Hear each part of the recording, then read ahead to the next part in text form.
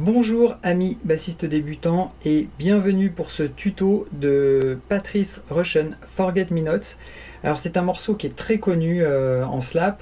C'est une des lignes de base, j'ai envie de dire presque les plus connues et références en slap. Les gens qui débutent en slap veulent en général faire cette ligne de base, ça fait partie des lignes qu'ils ont envie de se mettre dans les doigts. Moi-même c'était le cas, beaucoup de débutants qui me parlent de ça, pareil, la même chose. Donc c'est pour ça que je l'ai proposé. Et bien qu'elle ne soit pas accessible aux débutants et même aux faux débutants pour la jouer correctement, c'est une ligne qui pourra faire office de référence. Parce que même si vous ne pouvez pas la jouer complètement en étant débutant, vous pouvez tout à fait commencer doucement à essayer d'enchaîner les notes. Et au fur et à mesure, en fonction des exercices, des autres lignes que vous allez faire, et bien vous allez progresser sur cette ligne-là et puis vous allez y revenir régulièrement parce que c'est une ligne, on y revient régulièrement jusqu'au jour où ça passe en fait. Donc voilà pourquoi j'ai choisi cette ligne. Maintenant, au niveau de la technique. Alors, le jeu au doigt, il est assez normé, on va dire. En général, on apprend le jeu au doigt d'une façon assez classique, c'est-à-dire en butée, d'accord? C'est-à-dire en butée. On met le pouce sur le micro, on le descend sur les cordes au fur et à mesure pour étouffer les cordes qui ne jouent pas. Le pouce s'occupe en gros des cordes du haut, et la main gauche s'occupe des cordes du bas, en gros, pour les blocages.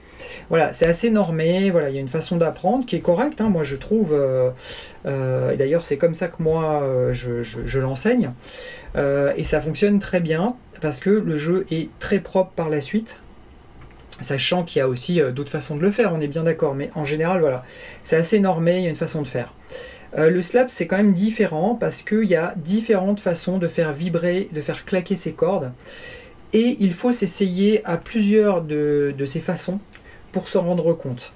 Alors moi j'ai sorti il y a quelques temps une méthode pour slap débutant complet et en fait cette méthode, dedans j'y vois deux techniques de slap, enfin je montre deux techniques tout le long de la méthode. La technique fouetter comme j'ai fait pour le cover du morceau et la technique taper. Alors ce sont deux techniques qui on peut savoir faire les deux, moi je pratique les deux, mais chacun peut avoir un avantage, un inconvénient à un moment dans la ligne, donc voilà, c'est quand même intéressant de savoir les deux, mais si on n'en connaît qu'une, ça va aussi très bien. Il y a des très grands mecs en basse, de bassistes qui font les deux, et qui jouent super bien. De toute façon, en musique, il n'y a pas vraiment de règles. De la même façon, quand on fait du tapé, le pouce, moi je suis plutôt comme ça. Il y en a qui vont jouer complètement parallèle à la corde, il y en a qui vont jouer plus en bas. Même des gens très connus. Donc il y a vraiment différentes façons d'appréhender le truc, et il faut s'y essayer pour se rendre compte quelle est la façon pour soi qui est la meilleure. Et donc il faut être très ouvert par rapport à ça. Moi personnellement, si je devais enseigner comme ça en direct à quelqu'un le slap, c'est pas parce que moi je slap d'une façon que je lui enseignerai de cette façon là. Je verrai comment morphologiquement, comment il fait sonner, je lui ferai essayer des choses et on prendrait la meilleure chose pour lui parce qu'il n'y a pas une règle définie là-dessus. Donc c'est important, c'est beaucoup plus ouvert en fait le slap, sachant qu'il y a beaucoup d'autres techniques derrière. Au niveau du tirer, on a tendance à tirer comme ça en passant dessous. Il y en a qui vont la pincer, ça dépend du moment. Voilà, il y a beaucoup de choses. Il y en a même qui font en tapant avec les phalanges, qui font des choses comme ça au niveau slap. Donc voilà, la technique est assez large.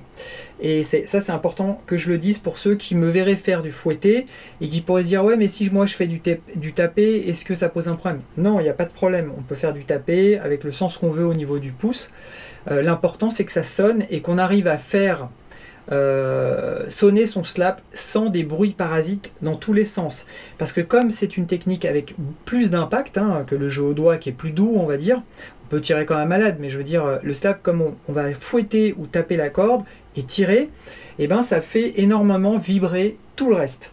Donc si on n'a pas des bonnes techniques de blocage, et il y en a différentes dont je parle aussi dans la formation, ça c'est important parce qu'il y a plein de techniques de blocage différentes. Il y en a au niveau ici de l'avant-bras, quand on fait, moi je l'utilise par exemple ici. Après il y en a qui vont faire du blocage au pouce, moi je l'utilise pas du tout comme ça. Il y en a qui vont faire du blocage avec les doigts qui sont juste ici et faire la note juste en dessous ici. Voilà, il y a plein de techniques et il faut quand même les connaître et puis prendre ce qui nous correspond.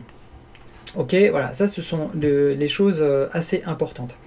Alors désolé d'avoir dit tout ça, mais je pense que c'est important pour replacer le contexte de la ligne pour les débutants, qui n'est pas une ligne pour débutants, et tout ce qu'il y a autour du slap.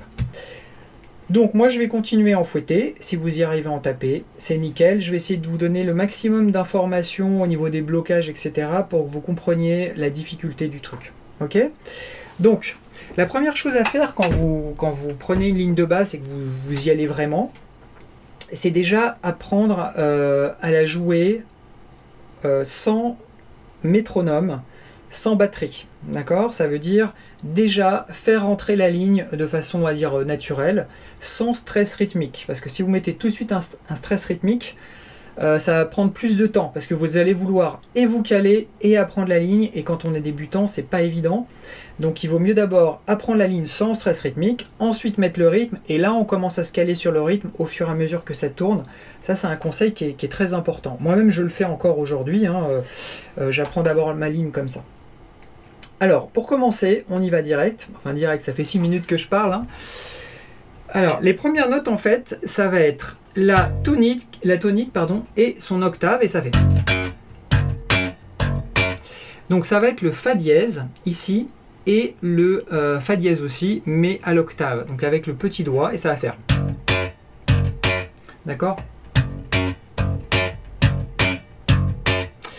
Alors au niveau des blocages, là tout est déjà bloqué uniquement par la main gauche, puisque là quand je relève les doigts et quand je les rebaisse ça bloque, et ici j'ai déjà tous les doigts en haut qui bloquent les cordes, donc je peux faire déjà, ici il ne doit pas y avoir de problème. Ok, c'est ensuite que ça commence à se corser. Donc ici quand on va chercher les deux notes qui sont là, donc là on a le la et en dessous on a le ré, donc c'est une note et l'autre qui est juste en dessous, ça va donner, je refais pardon. Alors pour éviter les bruits parasites, une technique de blocage de la corde quand on va aller chercher cette note là, une technique de blocage, c'est déjà de mettre son index qui va coller sa corde de mi, d'accord? Donc ça fait partie d'une chose qui va bloquer la corde de mi, parce que si on la joue juste comme ça, la corde de mi résonne. Alors, je ne sais pas si vous entendez, mais elle va résonner tout de suite parce que rien ne la bloque. Une deuxième chose, donc moi je fais ça, et une deuxième chose, c'est ici, au niveau de mon avant-bras, mais assez loin, donc je ne sais pas si on peut le voir, ici, là, par là, j'ai mon avant-bras qui touche ma corde de mi. Donc là, elle ne la touche pas, et là, il la touche.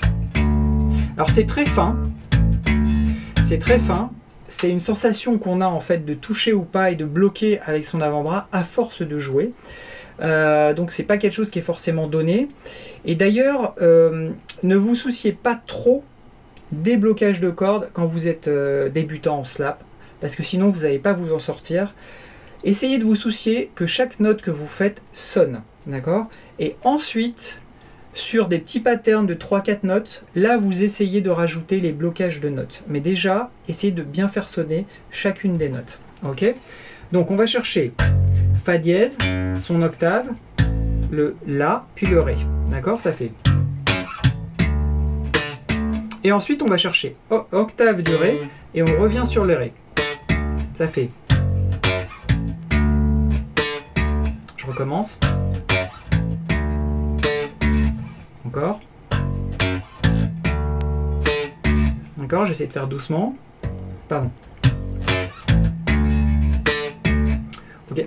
Alors, peut-être une chose, hein, il faut savoir, comme j'ai un micro qui est juste là, et que la basse, comme il y a un impact qui est un peu plus fort, peut-être que vous entendez les bruits métalliques de la basse sur les frettes, parce qu'elle bouge beaucoup plus. C'est pas quelque chose qui ressort dans l'ampli en fait, hein, il faut savoir, c'est juste parce que là, comme le micro est à côté, on peut l'entendre, mais dans l'ampli, ce son ne ressort pas. C'est important de le savoir. Ok, donc ça fait. Alors ça c'est un premier pattern à travailler.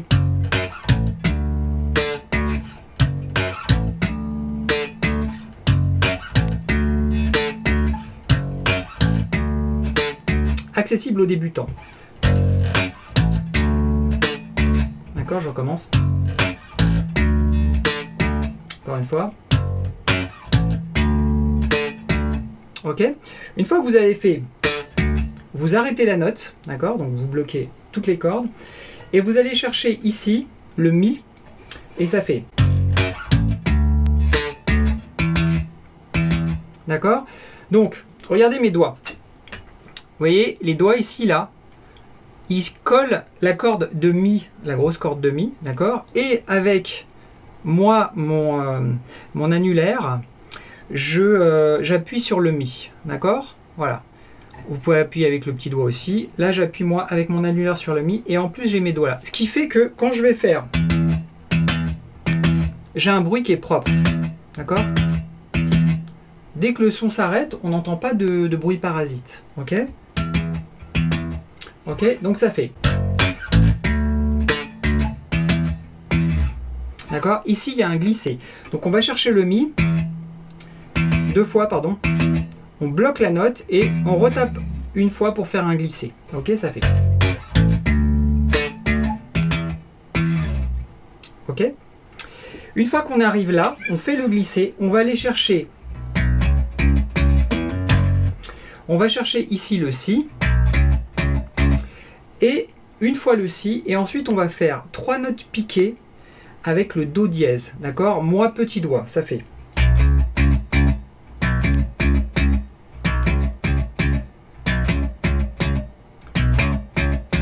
D'accord? Donc je refais toute cette partie-là, ça fait.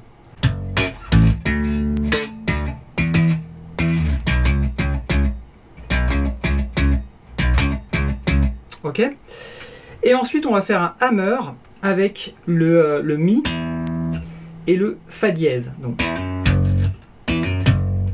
Donc on fait le hammer comme ça. On va chercher le Mi, hammer, et on revient ici sur la note d'origine, le Fa dièse. D'accord? Donc toute cette partie, ça fait 2 mesures, et ça fait ça.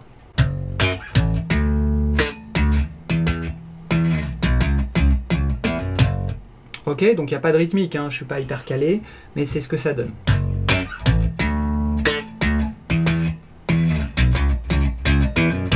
Alors vous entendez, il n'y a pas de bruit parasite. Hein. Il n'y a pas de bruit parasite parce que mes doigts, la main droite, mon petit avant-bras ici, collent au maximum pour éviter tous ces bruits-là, parce que c'est vrai que c'est assez horrible au début, et c'est certainement ce que vous vivez quand vous êtes débutant, faux débutant, voire un petit peu plus, sur cette ligne-là.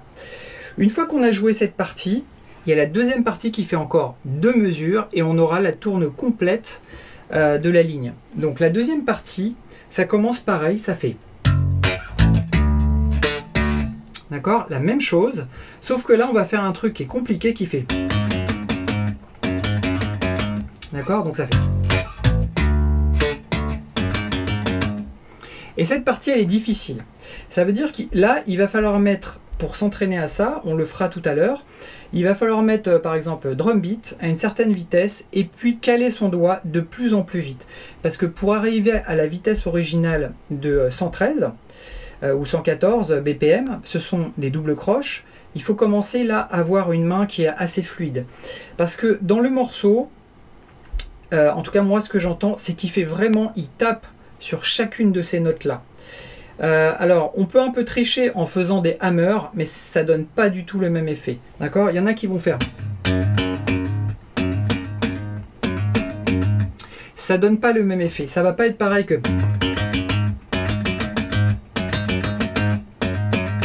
Voilà, d'un rond, hein, non, ça marche pas bien. D'accord? Mais ça peut faire office de pansement pendant une période jusqu'à ce que vous acquériez la bonne vitesse au niveau du pouce. Ok? Donc, si je fais toute cette ligne-là jusqu'à ce moment, ça va faire.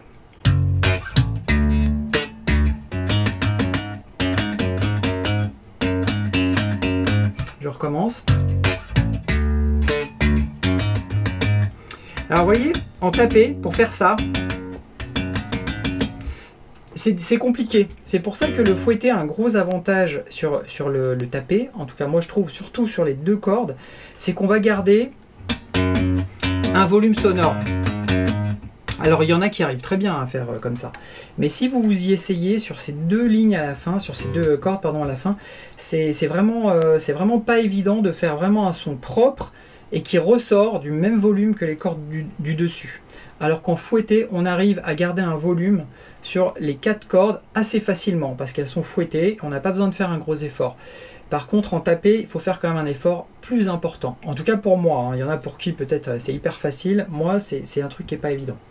Ok, donc si je reprends, une fois qu'on arrive ici, on va chercher. Ça fait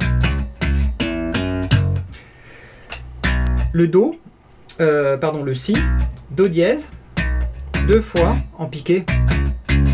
Et ensuite, tout à l'heure, là où on faisait un hammer, on va jouer les 2 notes. Ça veut dire le Mi, le Fa dièse. Et ensuite, on revient sur le Fa dièse grave. Ça fait.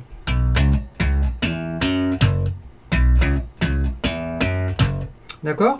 Là, maintenant, on a toute la ligne. Alors, je vais mettre drum beat à combien je vais le mettre à peu près. Non, je vais. Ouais, drum beat, je vais le mettre à peut-être 80 BPM. Et ça va donner ça.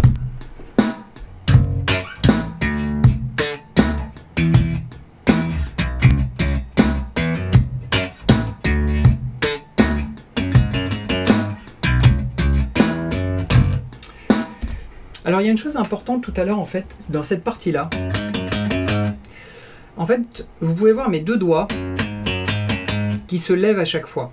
Parce qu'en fait, vous pouvez les garder collés à la corde, hein, mais il faut qu'ils se lèvent parce qu'en fait, les notes ne sont pas tout à fait piquées et ne sont pas tout à fait liées. Si vous gardez ici... Si vous gardez ici le doigt collé, le doigt sur le Fa dièse collé, le problème c'est que le son va être lié et ça va faire un peu comme un hammer et justement c'est ce qu'on ne veut pas. Donc il faut aller chercher papa papa papa. D'accord? Et d'ailleurs pour travailler ça, parce que en fait il faut savoir que le placement de ça n'est pas évident. La deuxième note, première, deuxième, elle arrive sur le temps, sur le 1 du temps. Donc ça veut dire que la première, elle arrive sur la mesure d'avant, complètement au fond du temps. D'accord? Donc c'est ça qui n'est pas évident, il faut la caler au bon endroit. Donc si je lance drum beat, ça ferait comme ça.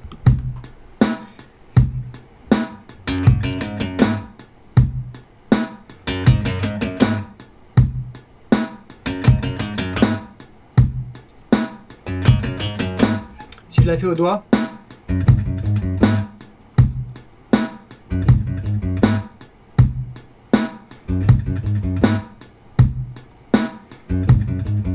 d'accord?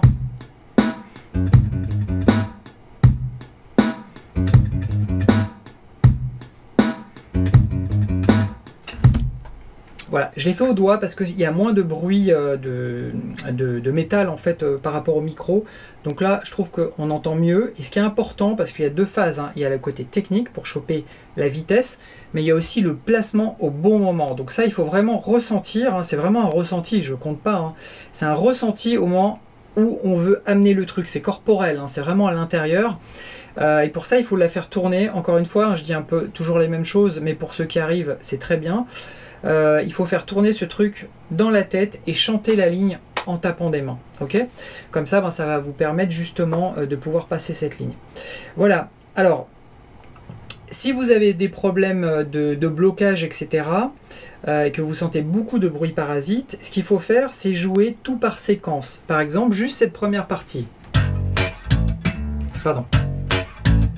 Est-ce que vous entendez là un bruit parasite? Là, vous allez vous poser la question.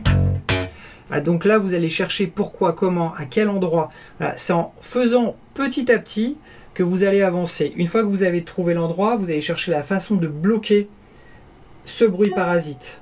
Donc, et ensuite, vous revenez en arrière jusqu'à ce que vous arriviez à jouer ces 4 notes d'affilée, nickel, sans bruit parasite, à une vitesse qui vous va très bien, où vous vous sentez à l'aise. Ensuite, on augmentera. Comme ça, le jeu propre va s'installer petit à petit, et puis vous pouvez augmenter la vitesse. Vous pourrez augmenter la vitesse au fur et à mesure.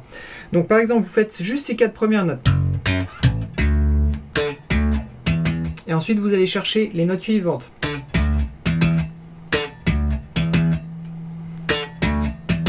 D'accord? Et pareil ici. Si vous avez besoin de le travailler longtemps, moi je l'avais travaillé assez longtemps, j'allais d'abord tout doucement, et il n'y a pas de bruit parasite, hein. Pourtant, je suis sur une corde en dessous et j'ai 2 cordes ici. Pourquoi? Parce que moi ici, je bloque les cordes avec mon avant-bras derrière. Voilà, on n'entend aucun bruit par. Il n'y a pas de bruit parasite du tout, je recommence. Voilà, dès que j'arrête les doigts, il n'y a pas de bruit parasite. Les 2 cordes sont bloquées ici. Alors je vais essayer de vous montrer. Voilà.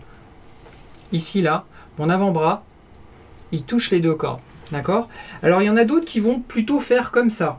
C'est-à-dire ils vont positionner les doigts plus haut pour bloquer les cordes d'au-dessus. Et notamment le majeur. Donc ils vont réussir à jouer les notes en dessous. Et les doigts qui sont là, on le voit, bloquent les cordes sans toucher les cordes qui sont en dessous. D'accord?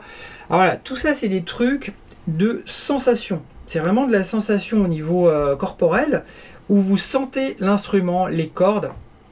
Et ça c'est à force d'en faire, il n'y a pas de secret, hein. C'est long, mais au bout d'un moment ça passe. Mais simplement c'est long, c'est comme plein de choses. Pour que ça soit propre, il ne faut pas se précipiter. C'est mieux de construire petit à petit et ensuite d'augmenter son niveau plutôt qu'y aller comme un bourrin et continuer parce qu'on traîne un truc. Je l'avais déjà dit dans une vidéo précédente, je trouve que c'est bien au bout d'un moment quand on a un problème sur quelque chose, il faut s'y arrêter et régler le problème. Parce que sinon on peut le traîner vraiment très très longtemps. Donc il faut s'arrêter, faire des exercices, trouver des solutions pour régler ce problème. J'ai beaucoup de bruit parasite, alors je vais commencer doucement, je repars en arrière. C'est important parce que tout ça, vous allez le consolider et quand vous allez arriver au bout, vous aurez fait tout un travail qui va vous servir dans énormément de choses. D'autres lignes de basse, vous allez voir tout de suite, vous allez l'utiliser. Tout le travail de sensation que vous aurez fait pour bloquer les cordes, forcément vous allez complètement l'avoir corporellement. Psychologiquement aussi, vous saurez le son que vous chercherez et du coup votre corps va s'adapter sur la basse automatiquement pour arriver à ce son là. Voilà, ça met du temps mais de toute façon ça arrive avec du travail, tout le monde peut arriver à faire cette ligne, hein. Il n'y a pas besoin d'être hyper doué pour le faire. Simplement, il y a quand même un gros travail derrière. Quand on part du jeu au doigt et qu'on est débutant, qu'on commence à s'en sortir, on passe au slap, on repart complètement en arrière. Parce que la main droite perturbe la main gauche, parce que c'est pas du tout les mêmes mouvements. Donc c'est un peu compliqué de repartir de zéro. Mais bon voilà, c'est une nouvelle technique et on repart pas complètement de zéro. On a quand même des choses qui sont acquises grâce au jeu au doigt. Par exemple, tout ce qui est rythmique. Tout ce qu'on a implémenté au niveau des lignes de basse, eh ben on les retrouve dans le slap. Ça c'est quelque chose qu'on va utiliser. Le travail de la main gauche, avec la position pour les blocages, pareil, on va l'utiliser. Mais la main gauche va quand même être perturbée à cause de cette main droite qui change aussi, hein. Cependant, on ne repart pas complètement de zéro. On a cette impression-là, mais c'est faux. Avec de la technique, on va commencer à faire sonner ces notes et d'un seul coup, ça va monter beaucoup plus vite. Ok, voilà, écoutez, j'espère que pour les débutants et ceux qui ne connaissaient pas trop cette ligne pour pouvoir la jouer, je vous ai aidé. Vous pouvez retrouver la tablature de la tourne, il y a un lien en dessous, vous pouvez la récupérer sans souci. Et puis ben, écoutez, je vous souhaite à tous bonne basse. Si vous avez des questions en commentaire, aucun souci, ou sur le groupe Facebook. Bonne basse les amis et à bientôt, bye.